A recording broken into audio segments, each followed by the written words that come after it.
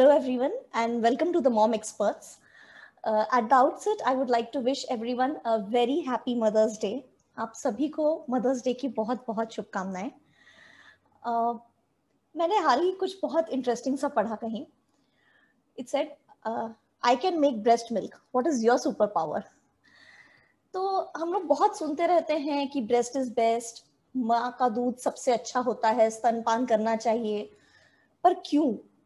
What is so special about it? इतना क्या खास है उसमें कि हर कोई डॉक्टर से लेकर तो जो लैक्टेशन कंसल्टेंट्स होते हैं ऑल ओवर द वर्ल्ड, सारी दुनिया में लोग इतना ब्रेस्ट फीडिंग के लिए क्यों प्रमोट करते हैं और क्यों माँ का दूध देना चाहिए.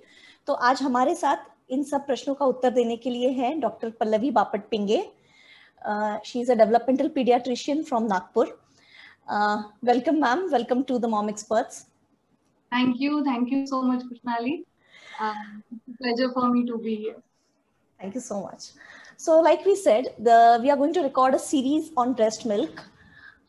It is going to be all about breast milk. तो उसका आज हम फर्स्ट एपिसोड रिकॉर्ड कर रहे हैं, which is why breast milk. Breast milk क्यों, माँ का दूध क्यों अच्छा होता है. तो हम शुरुआत करते हैं अपने पहले क्वेश्चन से. तो मैम, क्यों, why breast milk? उसमें ऐसा क्या है कि जो सब आप बोलते रहते हैं कि माँ का दूध बच्चे को पिलाना चाहिए. Why is it good? Breast feeding या वाई ब्रेस्ट मिल्क, ये बहुत ही कॉमन सवाल है जो हम सबके दिमाग में आता है. स्पेशली जो वाइल बीइंग प्रेग्नेंट जो वुड बी मदर्स हैं, उनके लिए भी एक क्वेश्चन रहता है कि मैं आगे जाके बच्चे को ब्रेस्ट फीड कर पाऊंगी या नहीं, या मुझे मालूम नहीं है क्या चैलेंजेस आएंगे. या फिर कभी कभी ऐसा होता है कि they don't think about it at that point of time, और बाद में जब बच्चा एक्चुअली डिलीवरी के बाद हमारे हाथ में आता है तब वो सारे सवाल आने लगते हैं. और घर के members, out of their concern and care for us, they keep on telling us so many things and it becomes very difficult. तो इस वजह से ये जानना बहुत जरूरी है कि क्यों. तो इसके एक्चुअली बहुत सारे डोमेन्स हैं, जिसमें से सबसे पहला जो मैं बोलना चाहूंगी कि breast milk is a complete food for the baby. It has everything in it जो एक बच्चे के डेवलपमेंट और ग्रोथ के लिए जरूरी है, वो उस मिल्क में सब कुछ है. एंड दूसरी एक और बात है कि ब्रेस्ट मिल्क ये स्पीसीज स्पेसिफिक होता है. मतलब हम मैमल्स जो हैं जो बेबी डिलीवर करते हैं, जैसे काऊ गिव्स बर्थ टू काफ, उसी प्रकार से हर मैमल के इसमें जो ब्रेस्ट मिल्क बनता है वो उसके बच्चे के लिए बना हुआ रहता है. सो गैया का दूध ये गैया के लिए होता है, गैया के बच्चे के लिए होता है. And similarly human when gives birth to baby, तो ह्यूमन मिल्क ये बेबी के लिए होता है. So it's a complete food. That is one important reason. And उसके बाद में अगर हम उसके benefits के बारे में बात करते हैं कि benefits क्या हैं, तो benefits are innumerable and they can be divided into two as benefits for the baby and benefits for the mother. जी हाँ, हम लोग कभी कभी ये भूल जाते हैं कि इतना बेबी स्पेसिफिक और बेबी ओरिएंटेड हो जाते हैं कि हमको पता नहीं चलता है कि ब्रेस्ट मिल्क का मदर के लिए क्या क्या है. डेफिनेटली. तो अगर हम कहें कि बेबी के लिए क्या क्या एडवांटेज है, तो जैसे मैंने सबसे पहले बोला कि न्यूट्रिएंट्स वाइज, ठीक है, न्यूट्रिएंट्स जो है उसमें एडिक्वेट अमाउंट ऑफ न्यूट्रिएंट्स है बेबी के रिक्वायरमेंट के हिसाब से, और जैसे जैसे बच्चा ग्रो होता है तो वो न्यूट्रिएंट का कंटेंट भी बदलता है उस हिसाब से. ओके. बाद में दूसरी बात आती है कि ये जो है germ free, hygienically this is most easiest option, क्योंकि ना आपको बॉटल्स सैनिटाइज करनी है, ना स्टरलाइज करनी है. Okay, you don't have to keep multiple options कि अगर ये बाहर कहीं गए अवेलेबल, कुछ भी नहीं, ऐसा कुछ भी नहीं है. तो इसीलिए it is very germ free and hygienic option. फिर उसके बाद में जो मैंने न्यूट्रिएंट्स के बारे में बोला, तो न्यूट्रिएंट्स से ही उसका नेक्स्ट ये आता है कि इट इज इजीली डाइजेस्टेबल. बच्चे के लिए it has been made for the baby, इसलिए वो बच्चे को देख के ही बनाया गया. वो डाइजेस्टेबल है, उसमें इम्यूनिटी बढ़ाने वाले बहुत सारे एंटीबॉडीज मिलते हैं जो मदर से बच्चे को मिलते हैं. इसीलिए बहुत बार एक मिसकंसेप्शन होता है, एक मिथ होता है कि मदर को फीवर आ रहा है तो बच्चे को दूर कर दो. तो rather it's not like that. Mother को फीवर आ रहा है तो मदर की बॉडी एक इन्फेक्शन से लड़ रही है, और वो लड़ते समय जो एंटीबॉडीज बन रही हैं वो बच्चे को भी मिलनी चाहिए, so that the baby is already ready, and that's why it is super power. जैसे कि अभी हम सुन रहे हैं कोरोना का चल रहा है, तो हम सुन रहे हैं कि अगर माँ को कोरोना हो गया है तो भी उन्होंने बच्चे को दूध पिलाना चाहिए, क्योंकि वो जो कोरोना की एंटीबॉडीज है वो भी शायद ब्रेस्ट मिल्क के थ्रू बच्चे को पास ऑन होती है। तो ये सच है। Okay, very good. And this is applicable to all kind of diseases and infections जो भी अगर मदर फेस करती है तो सो वो एक इम्पोर्टेंट बेनिफिट है इसका। उसके बाद में अगर हम देखेंगे तो एक चीज हो जाती है कि brain development, because the nutrition is being taken care of by the breast milk. बच्चे का जो ब्रेन डेवलपमेंट है उसके लिए लगने वाले जो जो एंजाइम्स न्यूट्रिएंट्स हमारे बॉडी में पहुंचने चाहिए उसका ये एकदम राइट सोर्स है। साथ साथ में एक और चीज होती है कि ये एक प्रोटेक्शन देता है एलर्जीज के लिए। मतलब हम देखते हैं कि अगर हम बच्चों को काऊ मिल्क की तरफ जल्दी एक्सपोज कर दें, अनफॉर्चुनेटली कुछ बेबीज को अगर काऊ मिल्क पड़ता है बिकॉज ऑफ सम सर्कमस्टेंसेस, तो उन बच्चों में एलर्जीज की टेंडेंसी ज्यादा देखी जाती है, क्योंकि काऊ मिल्क का जो कंटेंट है वो एलर्जी क्रिएटिंग है फॉर द ह्यूमन बॉडी। तो इसीलिए जब हम ब्रेस्ट मिल्क देते हैं तो बच्चे एलर्जीज से भी बचे हुए रहते हैं। ऐसा है। और उसके साथ साथ एक और इम्पोर्टेंट चीज जो मैं बोलना चाहूंगी कि like I said it is germ free, similarly it is at the right temperature also, because जब हम बोलते हैं कि ओके फॉर्मूला दो या काऊ मिल्क दो, तो फिर पहले उसको दूध को गर्म करो, फिर ठंडा, कितना ठंडा करना है, फिर उसके बाद में अगर फॉर्मूला देना है तो गुनगुने पानी में बनाना है कि कोल्ड वाटर में बनाना है, तो hundreds of questions are actually deleted. तो इसलिए this is the right temperature also and germ free also and exactly very very. और उसके बाद एक और चीज मैं बताना चाहूंगी कि जैसे मैंने आपको बताया कि एलर्जीज के लिए प्रिवेंट करता है या फिर बच्चों को इम्यूनिटी देता है against infection, similarly in the long term it is also going to prevent cancers also. It has that capacity because हमारा जो इम्यूनिटी है, सेल्फ सिस्टम है, वो स्ट्रांगली अगर बिल्टअप हो जाता है ड्यूरिंग इन्फेंसी, तो आगे जाकर जो कैंसर्स का रिस्क है वो भी रिड्यूस होने के चांसेस है। Wow, that's great. And in addition to that lifestyle diseases जो हैं, जैसे कि ओबेसिटी है, हाइपरटेंशन है, डायबिटीज मेलाइटिस है, ये सब जो प्रॉब्लम्स हैं इससे भी हमें प्रोटेक्शन मिलता है just by giving breast milk to the child. So it's like investing with a long term goal, जो हम बोलते हैं कि पहले 6 महीने 2 साल बच्चे को आप ब्रेस्ट फीडिंग करा दो और आपको 50 साल तक के उसके बेनिफिट्स मिलने वाले। So it's like that. So yes, like you said, truly a superpower. Yeah, actually.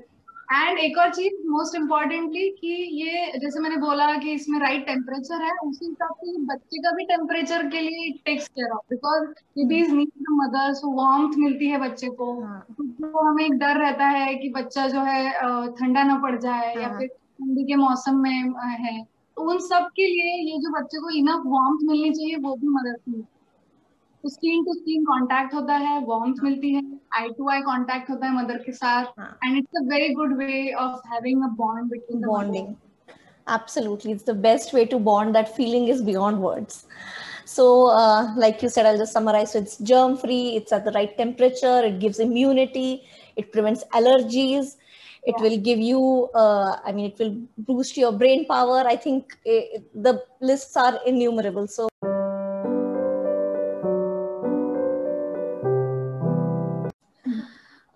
So doctor Pallavi, like you said that बच्चे के लिए तो बेनिफिट्स है ही ब्रेस्ट मिल्क के, पर आपने कहा कि माँ के भी लिए बहुत सारे बेनिफिट्स है इसके, तो क्या बता सकते हैं कि क्या बेनिफिट्स है माँ के लिए?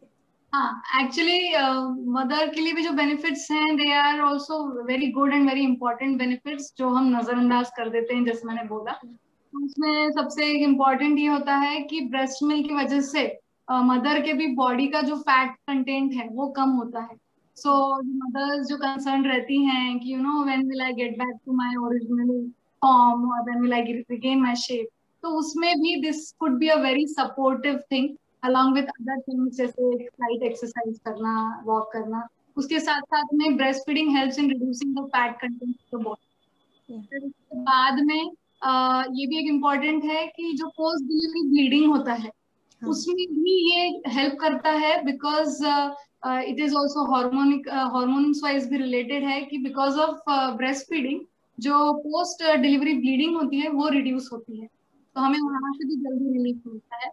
जो हमारा यूटेरस होता है, जो कि ओवर द 9 मंथ्स काफी बड़े साइज में इंक्रीज हुआ रहता है, एंड आफ्टर डिलीवरी जो पोस्ट डिलीवरी बम्प रहता है, तो वहां पे जो यूटेरस वापस जो नॉर्मल साइज में कॉन्ट्रैक्ट होना चाहिए, उसके लिए भी ये ब्रेस्ट फीडिंग हेल्प करता है. It passes the process of contraction of uterus to back to its normal size. size, okay. So it's very good for our physical health. जैसे मैंने ये दोनों तीनों चीजें बताई. उसके बाद में दूसरा एक है कि जैसे बच्चों में कैंसर की रिस्क कम करता है, वैसे ही मदर्स में भी कैंसर की रिस्क कम करता है, specifically breast cancer, ovarian cancer and even uterine cancer. Okay. तो हमारे रिप्रोडक्टिव सिस्टम के जो एसोसिएटेड ऑर्गन्स हैं जहाँ कैंसर का रिस्क है, वहां पे ये प्रिवेंट करता है. ये भी एक इम्पॉर्टेंट चीज. उसके बाद में आता है कि लैक्टेशन की वजह से अमीनोरिया होता है, जिसको हम लैक्टेशनल अमीनोरिया बोलते हैं, कि mother is not having her periods. So ये जो है ये डिफर करता है. कुछ लेडीज में 3-4 मंथ्स चलता है, किसी किसी में 1-1.5 महीना ही उसका इफेक्ट रहता है, किसी किसी में लॉन्गर भी चलता है. So actually ये ऐसे सिचुएशन में lactational amenorrhea can be a natural kind of contraceptive. Yeah, but I will tell you that you should not blindly just rely on that. But it is also a supportive thing that lactational amenorrhea is a natural contraceptive. Yeah. ये एक और important चीज होता है. उसके बाद में जैसे मैंने आपको बताया कि it is cost effective, तो ये मदर एंड पेरेंट्स के लिए एक बहुत ही इम्पोर्टेंट ये है. और बिकॉज बॉटल्स का खर्चा नहीं, साथ में कहीं लेके जाना है तो वहां पे भी नहीं about anything. So it is very very formula का खर्चा नहीं, कुछ भी नहीं. And secondly we are avoiding plastic, we are giving directly skin to skin contact, so it is also very good for the environment. These are the benefits which are there. And also one more important thing, as I told you, कि infant and mother bonding जो होता है, तो ये emotionally and psychologically भी mother के लिए बहुत बहुत ज्यादा रिवॉर्डिंग होता है. एंड नथिंग लाइक दिस कि that you are able to provide milk to your child and that is the super power and you are using it. तो इससे बड़ा अपनी सेल्फ एस्टीम बढ़ाने के लिए और अपने आप को बहुत अच्छा फील करने के लिए I don't think anything else is needed. Absolutely. So like ma'am said, आपका जिम का खर्चा बच रहा है, you can get fit for free. आपका like everything else said, but and a disclaimer, breastfeeding mothers can get pregnant, but it can also in some cases act as a natural contraceptive. So it's a win-win for mother and child and the family as in general. Okay, so the next question.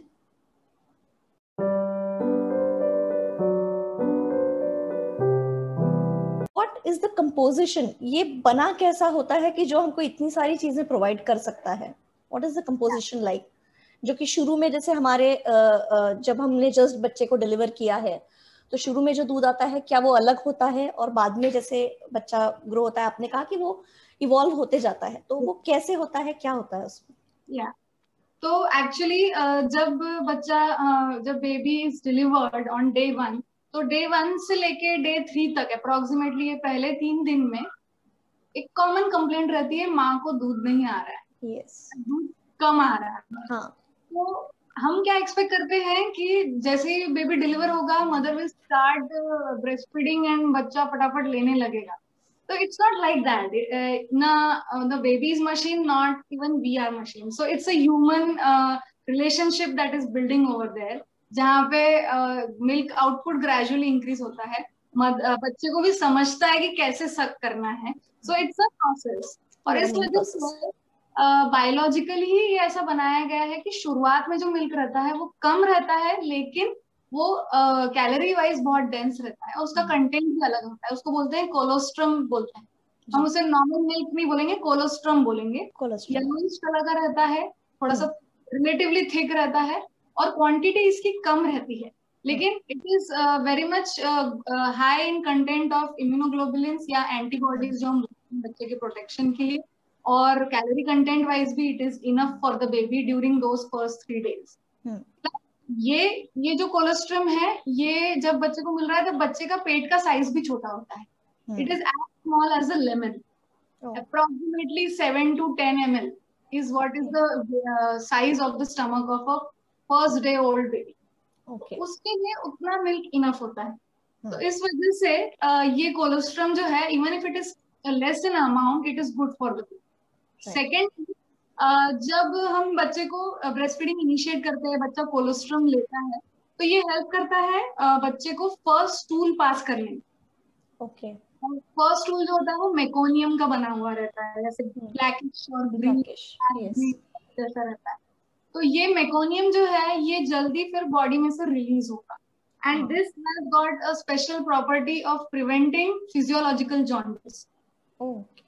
जो कि physiological jaundice मतलब एक jaundice जो कि normal है बच्चों में। Normal, हाँ हाँ। बहुत से बच्चों में जॉन्डिस बहुत होता कॉमनली सुना है हमने कि हाँ शुरू में बच्चे को जॉन्डिस हो गया, लाइट दे रहे हैं या है। समथिंग। हाँ, हाँ। तो कुछ बच्चों को लाइट की जरूरत पड़ती है और कुछ को नहीं पड़ती है जरूरत। हम्म।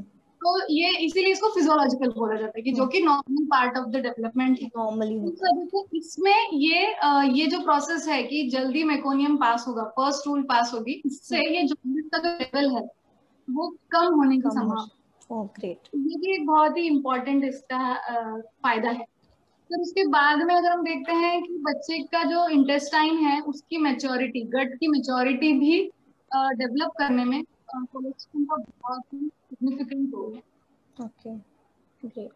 So here I would like to tell our viewers to concentrate on one important point कि जो हम शुरू में बहुत commonly सुनते हैं कि दूध कम पड़ रहा है शुरू में, तो जैसा कि डॉक्टर पल्लवी ने कहा 7 से 10 ml जितना हम एक डोज लेते हैं दवाई का उतना सा उनके पेट का साइज रहता है। तो मे बी आपको लग रहा है जो कम है वो शायद कम ना हो, और अगर कम है भी तो भी वो देना बहुत जरूरी है for the lot of benefits that madam said, that colostrum से जॉन्डिस फिजियोलॉजिकल वो अवॉइड होगा, मिकोनियम पास होगा, और generally it is very high you know in antibodies that will give immunity.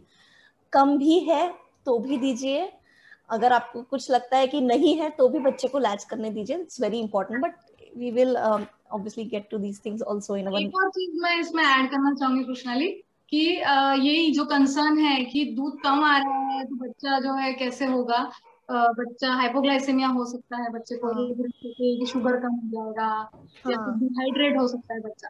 हाँ तो we have been blessed with a biological system जहाँ पे when the baby is born, baby का water content जो होता है वो एडल्ट से ज्यादा रहता है, तो ओ इसीलिए baby can compensate for the water. हाँ सेकेंडली ग्लूकोज की जो हम बात करते हैं कि शुगर कम ना हो जाए हाँ बच्चे की, तो हाँ हमारे इवन दो बेबीज जो हैं हम बोलते हैं कि आफ्टर डिलीवरी भी उनकी डेवलपमेंट होती रहती है, उनकी किडनीज पूरी तरह डेवलप हुई नहीं है, ब्रेन भी पूरी तरह डेवलप हुआ नहीं है। ऐसा होने के बावजूद लिवर में इतनी डेवलपमेंट है कि liver has enough glycogen stores जो कि एक शुगर का सोर्स है, तो वो शुगर देते रहेगा। तो इस वजह से ये जो कंसर्न रहता है कि नहीं बच्चा जो है बच्चे को इमीडिएटली कुछ और दे दो, पता नहीं दूध पीता होगा, ये कंसर्न हमको हमारे दिमाग में से निकाल देना है, क्योंकि बायोलॉजिकली हमारा बच्चा रेडी है विथ रेडी हिज है। टूल्स, क्योंकि वाटर भी है मेरे पास और शुगर भी है, but I want to suck so that I get cold. Exactly. So our bodies are amazing. You just have to trust.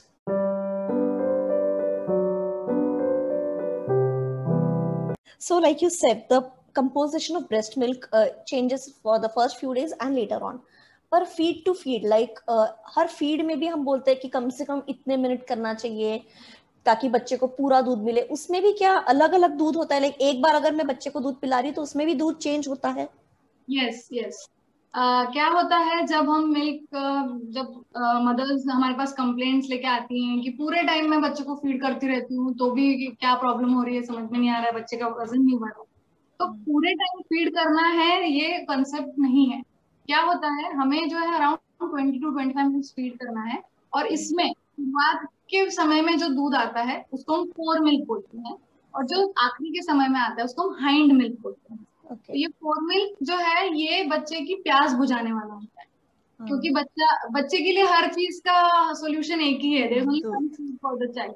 तो इस वजह से बेबी के लिए शुरुआत का जो दूध रहता है वो पानी ज्यादा रहता है, तो वो बच्चे की प्यास बुझाएगा, और उसमें लैक्टोज भी ज्यादा रहता है, और लैक्टोज की वजह से स्वीट टेस्ट आता है, तो स्वीटनेस से बेबी एक्साइटेडली वो चीज पीता है। तो ये हो गया आपका फोर मिल्क।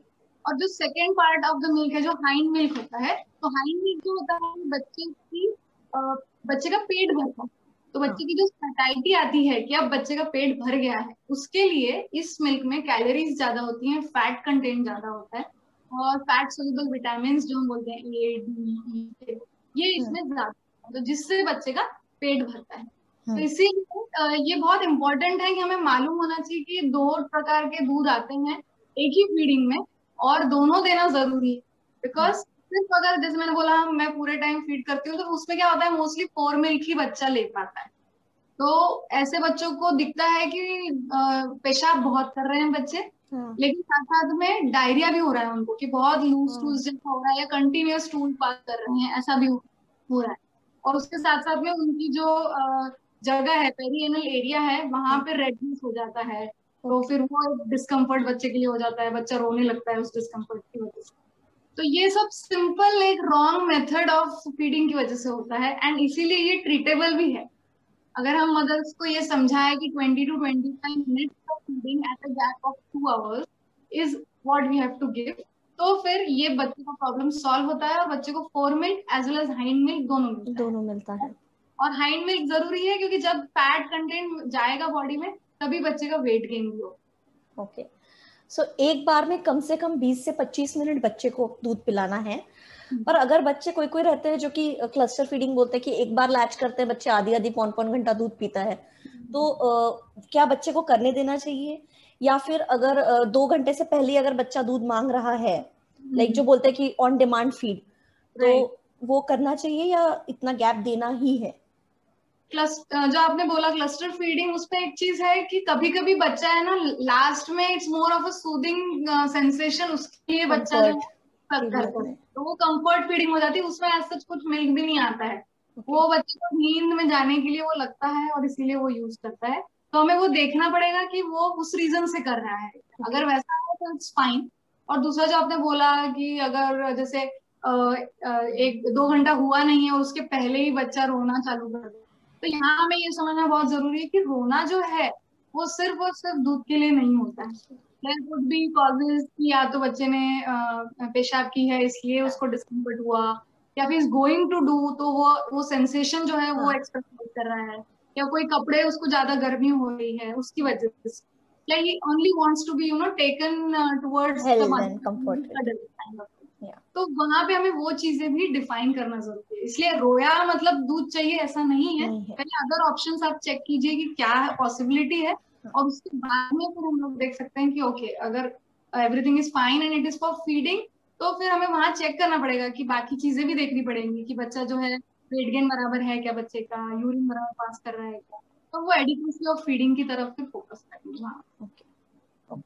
तो बेसिकली पहले बाकी सारे ऑप्शंस रूल आउट करने चाहिए। जरूरी नहीं है कि हर बार बच्चा भूख से ही रोए, पर अगर वो भूख से रोता है तो उसे ऑन डिमांड फीड देना चाहिए, basically whatever time the child demands.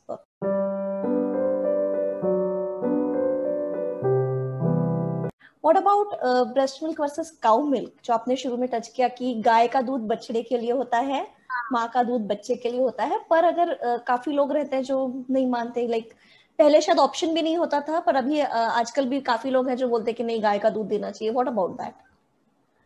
तो एक्चुअली क्या है, जैसे मैंने बोला कि इट इज स्पीशीज स्पेसिफिक, तो इसीलिए जब हम बोलते हैं कि human milk is a complete food, तो ह्यूमन मिल्क के जो कंटेंट्स है वो ह्यूमन के लिए बनाए गए हैं। काउ मिल्क के जो कंटेंट्स है वो बछड़े के लिए बनाए गए, जो कि after delivery within 2 to 3 hours gets up and starts independent walking.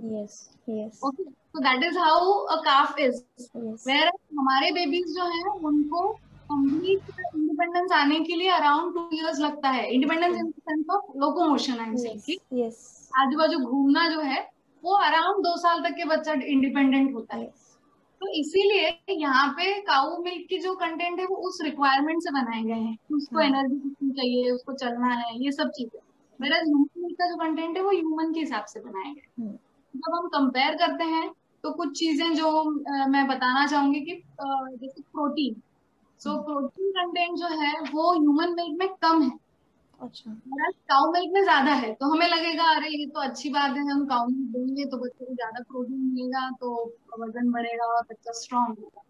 लेकिन वैसा नहीं है, क्योंकि बच्चे का जो पेट है उसकी जो डाइजेस्टिव कैपेसिटी है उसके लिए वो कम प्रोटीन ही इनफ है, और वो प्रोटीन वो डाइजेस्ट कर सकता है, क्योंकि उसमें वे प्रोटीन और केसीन प्रोटीन, ये 2 टाइप के प्रोटीन्स होते हैं। और वे प्रोटीन जो होता है वो हमारे ह्यूमन मिल्क में ज्यादा होता है एज कम्पेयर टू केसीन।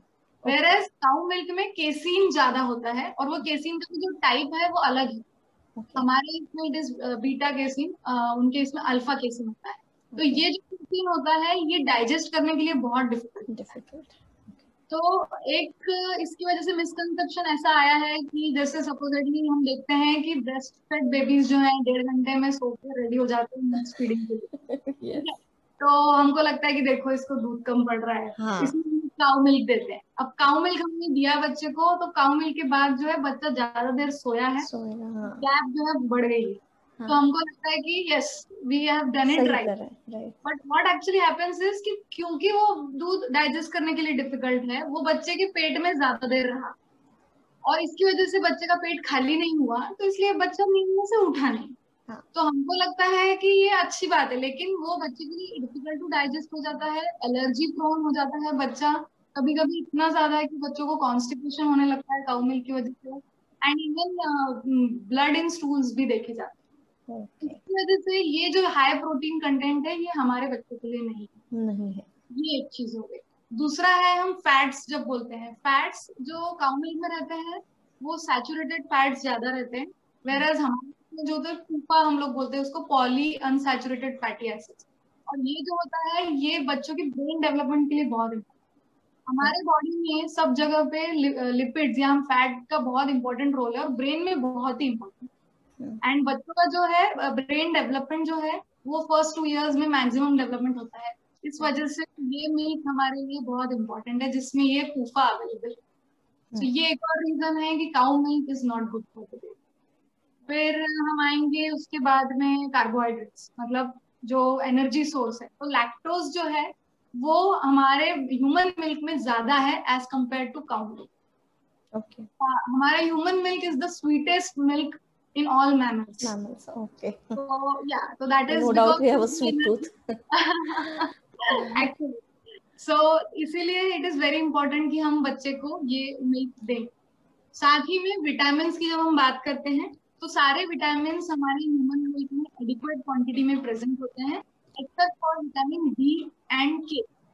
इसी वजह से जब बेबी डिलीवर होता है तो सभी बच्चों को विटामिन के का एक इंजेक्शन दिया जाता है, एंड साथ ही में हम सभी बच्चों को विटामिन डी सप्लीमेंट्स भी शुरू करते हैं। तो ये कारण है कि because it is less in human milk इसलिए हम उसको सपोर्ट करते हैं।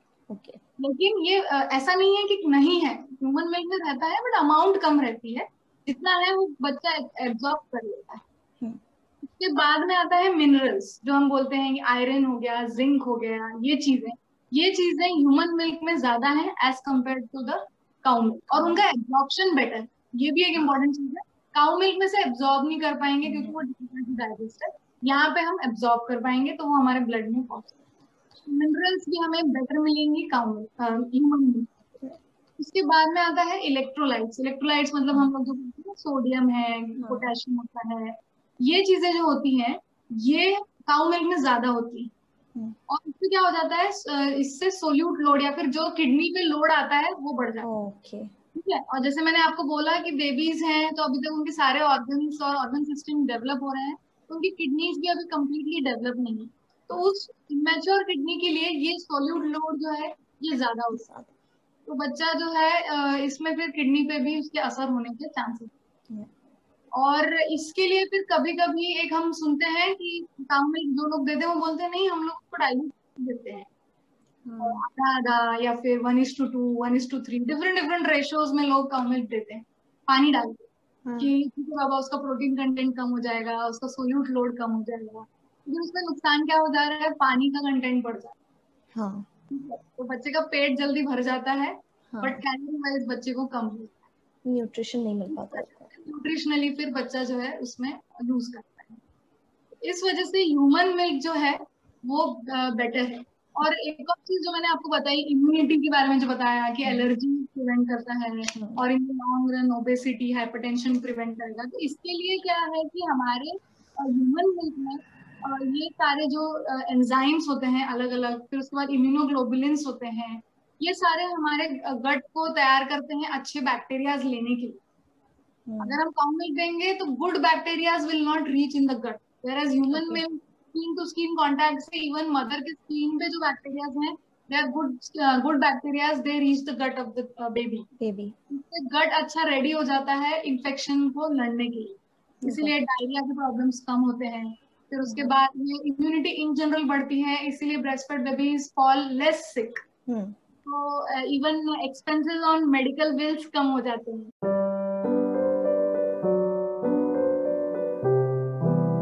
माँ का दूध सबसे बेस्ट है, बेहतर है. It's the best thing that you can give your child, and we are convinced. So are you? If you have any questions, you can add it in the comments. And in our next sessions, हम लोग अभी ये like I said कि हमारा पहला episode है, इसमें हमने जाना कि क्यों माँ का दूध अच्छा होता है बच्चे के लिए, why is it the best option, और क्यों हमने ये ज्यादा से ज्यादा प्रमोट करना चाहिए. ऐसे ही हम आगे जो इश्यूज रहते हैं उन सब के बारे में भी आगे के एपिसोड्स में डिस्कस करेंगे डॉक्टर पल्लवी के साथ में. तो अगर आपको कुछ क्वेश्चंस है तो प्लीज कमेंट्स में छोड़ दीजिए वो questions, and we will surely address it.